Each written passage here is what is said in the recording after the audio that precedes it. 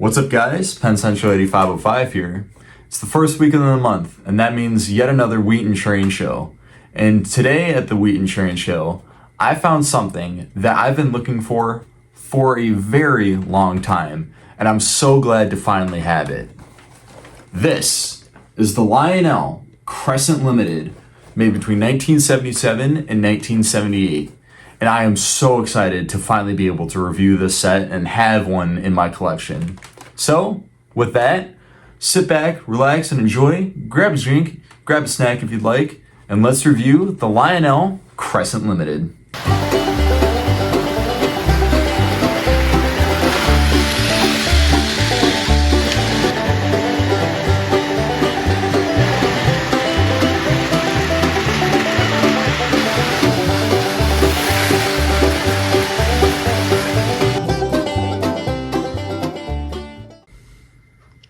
And here it is. Here's the full set.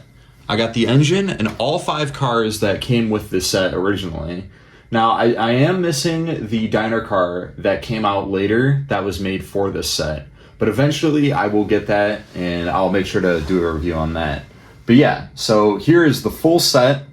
Engine, all the passenger cars. Let's get to unboxing everything. So I'm going to move the passenger cars aside first, so we can focus on the engine. Alright, passenger cars are aside. Let's open this bad boy up. So, now yes, the box is a little rough, but that's okay. We can work with that. At least it has the box still. So, pulling the engine out. We'll put the box to the side for now. Alright, so there's the engine inside there.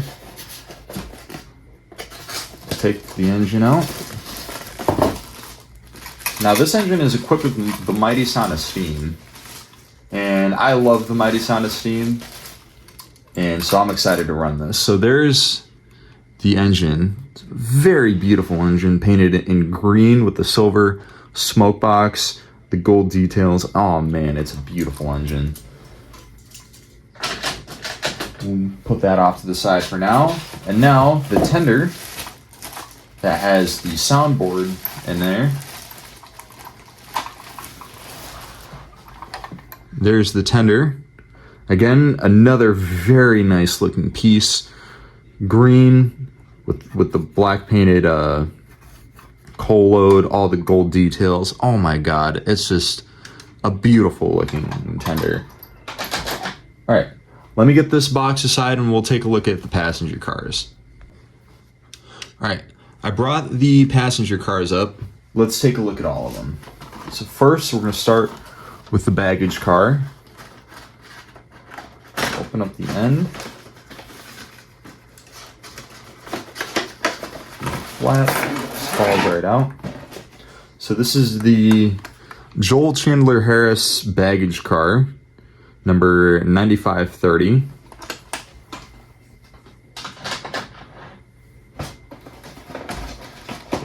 Put the box to the side. Next up is the Andrew Pickens combination car. There it is, another beautiful piece.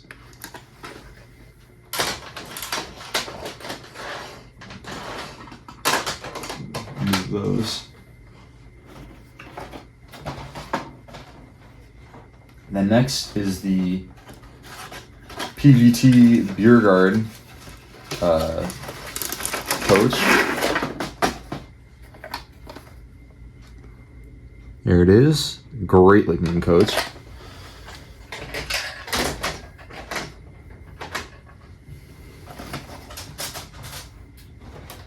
And next is the Stonewall Jackson passenger car.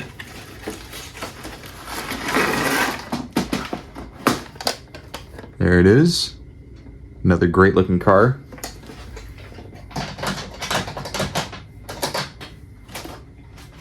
And last but not least is the Robert E. Lee observation car. There it is. All right, so I'm gonna get all the boxes out of the way. I'm gonna get the train all together, and we'll take a look at all the details on this set. All right, here it is all together. Let's look at all the details. Man, I am so excited. And here's the engine. This is a number 8702 464 Hudson. This engine is equipped with the mighty sound of steam, along with a operational headlight and a puffing smoke unit. And yeah, honestly, I am so excited to finally have this engine and this whole set in my collection. Now, this is actually based off of a real train, the Crescent Limited, run by the Southern Railway. Now, if I'm correct, the Southern did not run the Crescent Limited with Hudsons. It ran it with Pacifics, but this is a good representation of that. Now, fun fact, if you look closely, this engine actually shares the same tooling as the Lionel 726 Berkshire, and that's in regards with the body casting. Of course, everything underneath is different. But yes, this does actually share the same body casting as the 726 Berkshire. Though I do think this shares the front boiler casting or smoke box door casting with the 2055. So anyway, with that, let's go through all the details on this engine. All right, starting off with the front of the engine. Here you have the whole pilot area painted green, all cast in details, and it actually looks quite nice. Moving up, you have the silver painted smoke box door. The smoke box door does not open, but behind there, you have the bulb for the headlight, which is an operational headlight. You have two marker lights with green jewels. And you also have metal handrails that are separately applied that go up the front and down the side of the locomotive. Moving over to the side of the locomotive, there's a lot of beautifully cast in detail. You got the Crescent Limited logo painted onto the cylinders, which actually looks really nice. And then also the Crescent Limited logo painted in front of the cab window and the number 8702 right under the cab window. The smoke box door, smoke box is painted just about a fifth of the way down the boiler. The line isn't crisp, but it's okay. You got your pilot wheels here, your drive wheels, which has a really nice looking drive gear. And I do like that they actually painted a white rim around the drive wheels. And there's your rear truck there. And you also have the separately applied grab iron going along the side of the boiler to the cab. Moving over to the rear of the locomotive, as you can see, there is no cab detail whatsoever, which is a little disappointing, but I'm not super disappointed on it because, again, this is derived from old post-war toolings. They didn't have cab interiors. There is a hole, and this wire here connects to the tender for the mighty sound of steam sound system, which you'll hear that later when we run the train. And there is your metal drawbar. Now, yes, it is bent, but it still works, so we're gonna keep it as is. And yeah. And moving towards the top of the locomotive, as you can see, you got a lot of beautifully cast in detail. There's your smoke stack, and to load smoke fluid into it, you just pour smoke fluid directly down the stack. You got a separately applied bell. There's the E-unit lockout lever, and behind there you have some roof hatches that are molded in. They do not open, but they are molded in and looks nice. There's also a body screw here, and this is where the separately applied whistle used to be on the old Berkshires, but they have removed that detail. And looking underneath the locomotive, as you can see, there is no traction tires whatsoever, which leads me to believe that this engine has magnet traction. It has two pickup rollers. And yeah, honestly, everything looks pretty clean down here. I honestly don't think this has been run very often, if at all, really. Moving on to the tender, as you can see, this tender I believe is cast in green plastic, has a black painted coal load, this beautiful Crescent Limited lettering, and the striping just looks awesome. Now this tender is derived from Lionel's post-war streamlined tenders. Of course, it's got the Symington Wayne trucks with metal wheels and axles. Has a metal drawbar up front here. There's a body screw here, and there is the wire to connect to the engine for the mighty sound of steam. And yeah, as well, there is a water scoop underneath, which looks pretty cool. And as well, on the back of the tender, you have a dummy coupler, another body screw, and the original, I believe the original number for the tender. So that's pretty cool. So real quick, I'm showing you guys, the reason why I'm showing you guys the inside of one of these tenders is because this is the sound system for the mighty sound of steam. You have the circuit board here that will make the static sound and will come out of the speaker here. Now, with these mighty sound of steam engines, these tenders, they have metal frames, and there is the circuit board here, and of course the circuit pieces poke through the bottom of that board. If those come into contact, it's going to pop and you're going to destroy your board. So no matter what, even if the foam between the board and the frame looks decent, you should always put something between the board and the frame. So what I did was I took this scrap piece of rubber scenic roadway, and I cut it down to size, and I'm just going to slide it underneath the circuit board to protect that. Now it's nothing is going to poke through and make contact with that frame. So now I'll put it all back together, and yeah, you can use pretty much anything. I recommend something made out of rubbers, so then it won't poke through. But you could use cardboard if you have to. I don't recommend like a paper towel or anything though, because that could eventually poke through. So the best solution is rubber or plastic. Plastic too can work. But yeah. So anyway, I'm going to put this back together and we're going to continue on. Next up is the passenger cars, and the first car we're going to start off with is the number 9530 baggage car named Joel Chandler Harris. As you can see, it is cast in all green plastic with a green stripe painted down the middle, along with gold stripes to accent the stripe, along with gold lettering and numbering. You have a lot of beautifully cast in detail, lots of rivet detail, grab irons. The doors are cast in. They do not open, but they look pretty good. There is a light on the inside to light up these windows on the side of the car. Little steps that are cast into the plastic.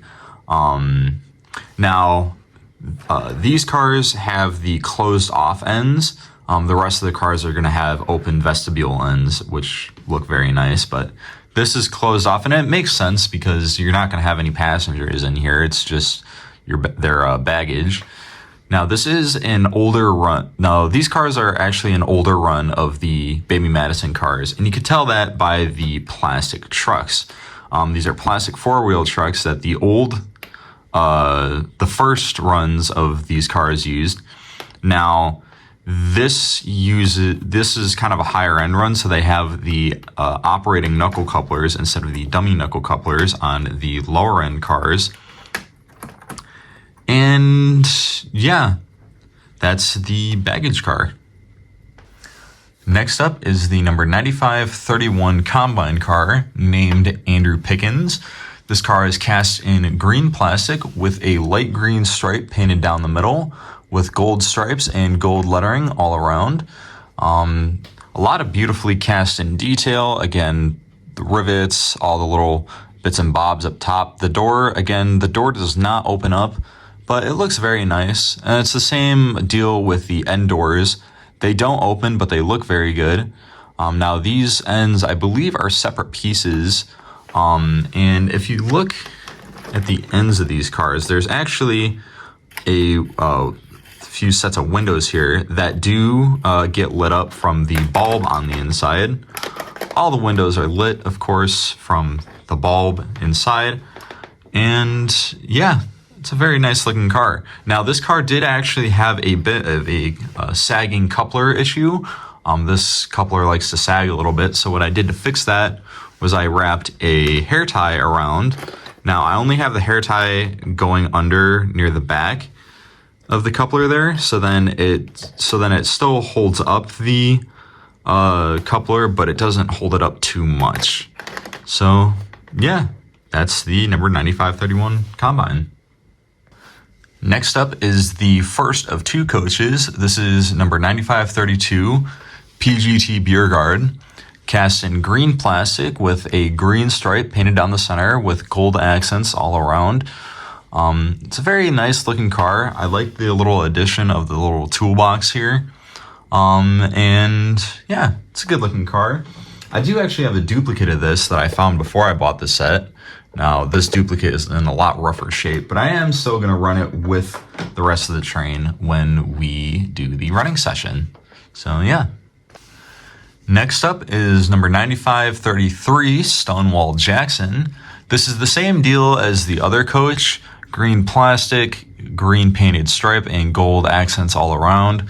Lighted, of course, and the doors, of course, don't open, but it's still a very good car nonetheless. And the final car in this set is number 9534 Robert E. Lee.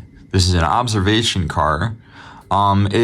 As you can see, it has a little observation deck that is made out of black plastic to replace the normal vestibule end. It does have a operational knuckle coupler on the end of the car, which looks very nice.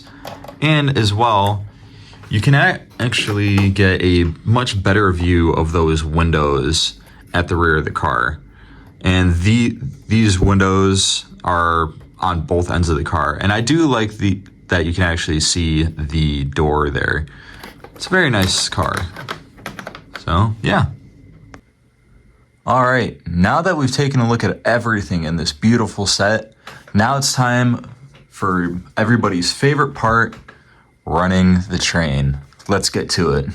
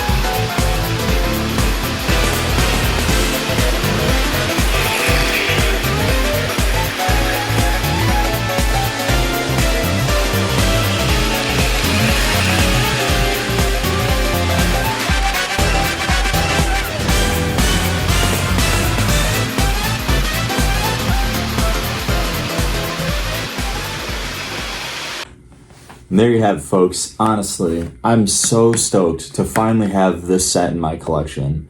It's been a dream of mine to have this set for the longest time now, and to finally have one makes me really happy. Honestly, it's a great set. I'm honestly very impressed with this set. Again, Mighty Sound of Steam, die-cast engine, all beautiful passenger cars, and yeah, it's a beautiful set. And honestly, I'm gonna try to find that diner car for it, so then I can have the complete set then. And honestly, having that duplicate coach, honestly, I kind of like having it, because then that makes the train even a little bit longer. So yeah, with that, I hope y'all have a wonderful day. Don't forget to like, share, comment, and subscribe. And with that, I'll see y'all in the next one. This is going to be Penn Central 8505. Out.